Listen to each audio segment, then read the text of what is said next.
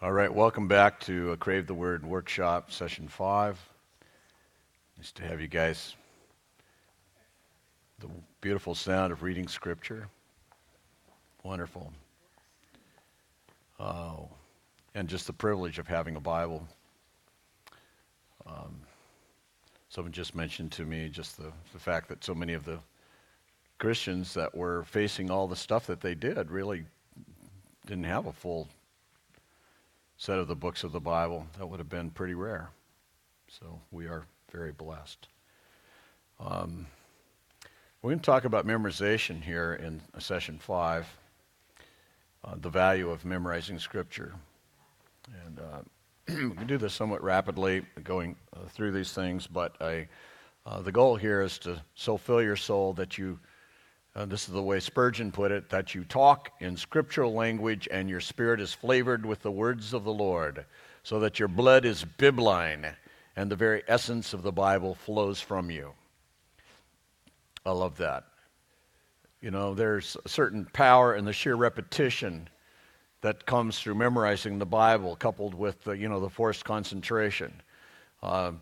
In so many ways, when you're memorizing something, you are forced to, you find out words that you just never noticed, because now you have to, I'm memorizing some Psalms, and I'm working on Psalm 138 right now, so I give, let's see, how's it start? I give thanks to you, O Lord.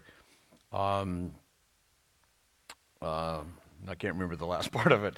I give thanks to you, O Lord. But then the second part of it, among the gods, I sing your praises.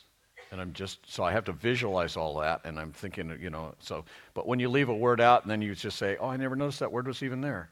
There's something about concentration that leads toward meditation that's important, and memorization helps us get there. Dallas Willard said that for him, this was the paramount of the Bible disciplines, the Bible intake disciplines. If he could only do one, this would be it. And so he said, the book of the law shall not depart out of your mouth. That's where you need it. How does it get in your mouth? Memorization. Psalm 119:11 implies that memorizing Scripture, that is storing up and treasuring it, is important for the battle against sin.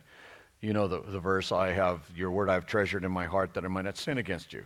Powerful, beautiful verse that I've known since I was a little kid. Well, then it's illustrated, of course, when Jesus faces the devil in the wilderness in the temptation, where every time he's tempted, he quotes from the Bible. That is these are verses that he knew by heart. So how many verses do we know by heart that we can, sling back at the devil when there's a temptation situation? Number 4, many strong Christians testify to the profound benefit of memorizing extended portions of Scripture, even whole books. You might have known people that actually go around and quote books of the Bible. We've had that done here. And you may have done that yourself. I know in the Corley family, they have the tradition of Grandpa Corley, who could quote the book of Romans.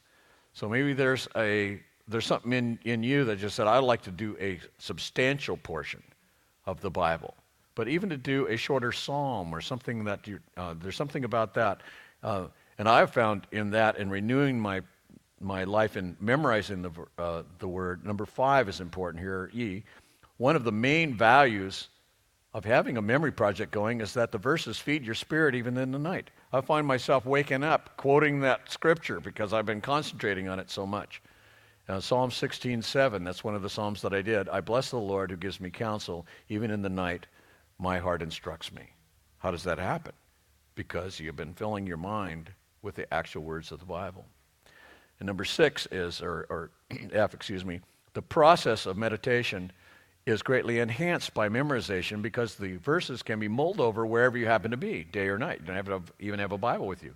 What a great thing to have your mind wander when it lands quite naturally on something of such lasting benefit to the soul. And then we have this beautiful verse in Colossians, let the word of Christ dwell in you richly. Well, how does it dwell in you richly?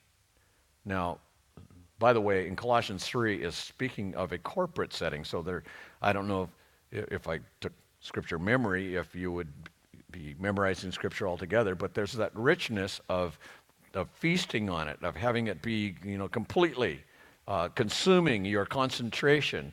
And I don't know about you, but I find it really hard to memorize anything if I don't really think hard. And that's what I want you to do right now, in fact. Exercise number 5 is to memorize as much of 1 Peter 1 or 5, 6 to 9 as you can in 5 minutes. Are you ready? So let's see how much of this you can memorize in 5 minutes. Ready, set, go.